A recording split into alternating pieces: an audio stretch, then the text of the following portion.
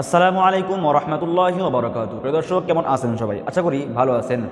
ভিডিওটি টাইটেল এবং থাম্বনেল দেখে এতক্ষণ আপনারা বুঝে গেছেন আজকে কোন টপিক নিয়ে আলোচনা করা হবে। তো প্রিয় দর্শক, যদি আপনারা আমার এই চ্যানেলে নতুন হয়ে থাকেন তাহলে অবশ্যই আমার কে বাংলা টিভি চ্যানেলটি সাবস্ক্রাইব করে বেল আইকনটি প্রেস করে পাশেই থাকুন। চলুন দর্শক, আর বেশি কথা না বাড়িয়ে আমরা মূল ভিডিওতে চলে যাই। অত্যন্ত গুরুত্বপূর্ণ সভা অনুষ্ঠিত হয়েছে।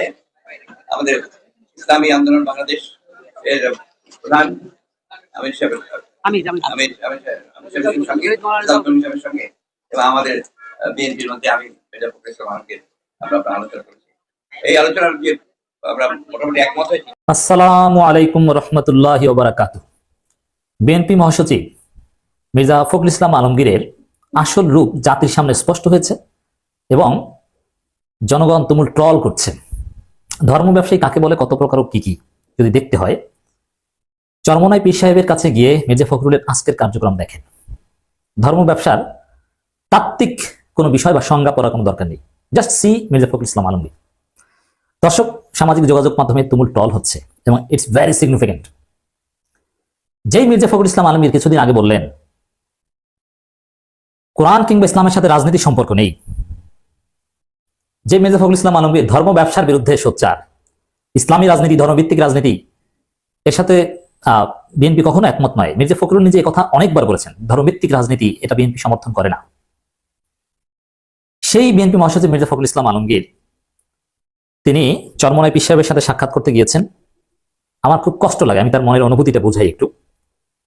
মুখে হাসি নেই, খুব কষ্টের সাথে, এবং খুব কষ্ট পেয়েছেন। হার্ট অ্যাটাক হয় কিনা বয়স হয়েছে বলা যায় না, কিন্তু মানসিক স্থিরতা ভালো, মোটামুটি স্ট্যাবিলিটি ভালো। যখন পীর সাহেব চরমনাই সাংবাদিকদের বলছেন মির্জা ফখরুলকে পাশে দাঁড় করিয়ে রেখে আমরা দ্রুত নির্বাচন চাই, এই দ্রুত বলতে আমরা যৌক্তিক সময় বোঝাচ্ছি, এবং সেটা 1-1.5 বছর, 6 মাস তো হয়ে গেছে, মানে আরো 1 বছর। অথচ মির্জা ফখরুলদের নির্বাচন চাওয়া এটা 4-5 মাস বা 6 মাসের মধ্যে। তো দর্শক, তখন মির্জা ফখরুল চাচা খুব কষ্ট পেয়েছেন। মানে তার জেচার অ্যাপিয়ারেন্স দেখলেই বোঝা যায় কি কষ্ট।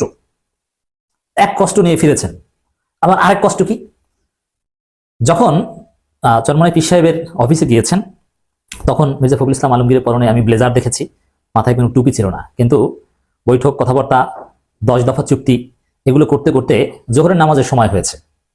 এখন চরমনাই লোকজন তো অবশ্যই নামাজি, তারা তো টাইমলি নামাজ পড়বে। মির্জা ফখরুল ইসলাম আলমগীরের পকেটে টুপি ছিল না চরমনাই তাকে হাদিয়ে দিয়েছে, এটা আমি নিশ্চিত হতে পারিনি। কিন্তু কষ্ট লাগে যে শীতের দিনে ব্লেজারটা খুলে শার্ট পরিহিত অবস্থায় অজু করতে হয়েছে তাকে। এটা কষ্টের, যে ব্লেজার খুলে অজু করতে হয়েছে, তারপরে দীর্ঘ সময় ব্লেজার ছাড়া ছিলেন, মাথায় একটা টুপি দিয়েছেন, এবং মজার বিষয়ে টুপিটা হচ্ছে 5 কুলি টুপি।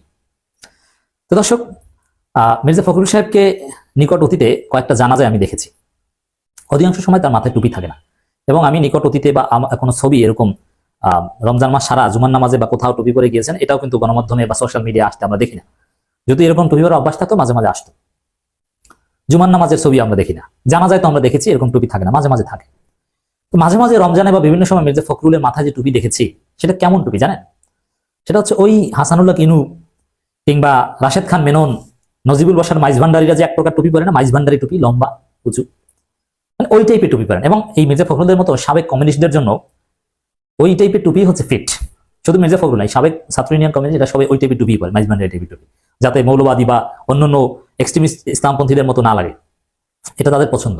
ওই টুপি পরতেন। কিন্তু মজার বিষয়, আজকে জীবনে এই প্রথম কেউ দেখাতে পারবেন না যে এই 5 কুলি টুপি মির্জা ফখরুল অতীতে কখনো পরেছেন, এই প্রথম এই টুপি পরেছেন। এটাকেই বলে ধর্ম ব্যবসা। এমনিতে জোহরের টাইমে, জুমার টাইমে কোথায় থাকেন, কি করেন, এই ব্লেজার খুলে অজু করেন কিনা, এটা আমরা ভালোভাবে জানি স্যার। আমাদেরকে তথ্য দিয়ে কেউ বিভ্রান্ত করার চেষ্টা করবেন, আমরা সব জানি, এমনিতে পাওয়া যায় না।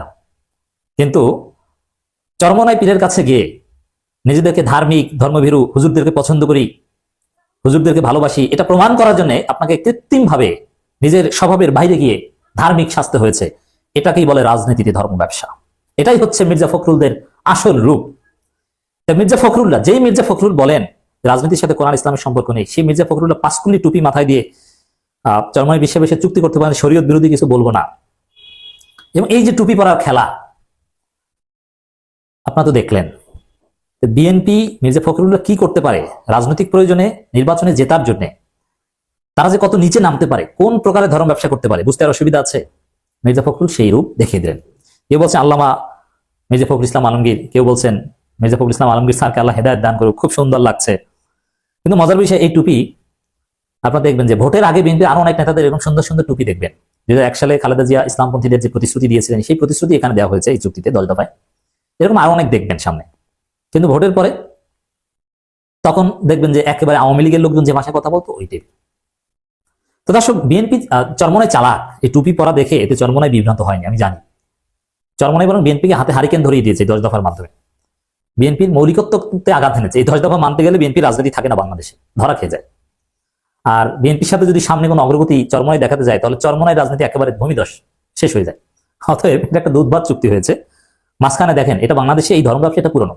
বাংলাদেশে প্রকৃত ধর্ম ব্যবসায়ী হচ্ছে আওয়ামী লীগ এবং বিএনপি। তারা ব্যক্তি জীবনে বা তাদের রাজনৈতিক আদর্শে ধর্ম নেই। তারা, যদি জিয়াউর রহমানের রাজনৈতিক আদর্শের মধ্যে ধর্ম ছিল, এজন্য আল্লাহর উপর পূর্ণ আস্থা ও বিশ্বাস তিনি সংবিধানে ঢুকিয়েছিলেন, আর অনেক বিষয় আছে, বিসমিল্লাহ। অতএব জিয়াউর রহমানের রাজনীতি আর বিএনপি রাজনীতি এক নয়। তো এইগুলোতে বিএনপি কিছুতেই একমত নয়। এই যে সর্বপ্রথম আল্লাহর উপর পূর্ণ আস্থা ও বিশ্বাস, এগুলো ফেরাতে কি বিএনপি চায়? নেবার ফেরাবে? কখনোই না। তো বিএনপির রাজনীতিতে ধর্ম নেই, তারা সেকুলার রাজনীতি করে, জাতীয়তাবাদী রাজনীতি করে। যদি তাদের রাজনীতি, এটা তারা নিজেরা এখন বলতে পারবে না।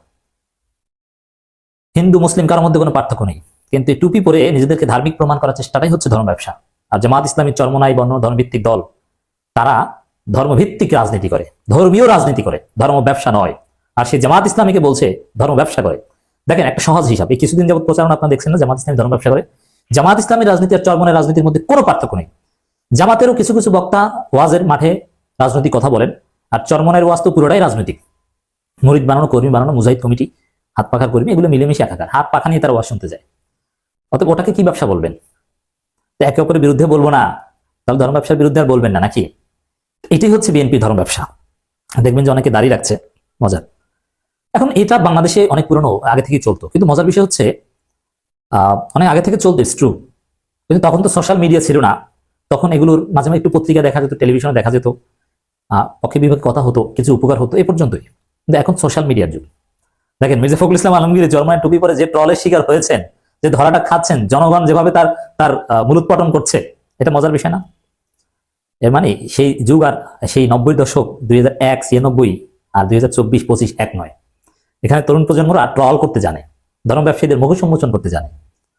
অতএব মির্জা ফখরুল ইসলাম আলমগীরের আসল রূপ ফাঁস হয়ে গেছে। আসল রূপ হচ্ছে তিনি স্ট্যান্ডার্ড, ভদ্র, শিক্ষিত, ডিসেন্ট, মার্জিত ধর্ম ব্যবসায়ী। এটাই হচ্ছে তার আসল রূপ। এটা আমাদের মনে রাখতে হবে।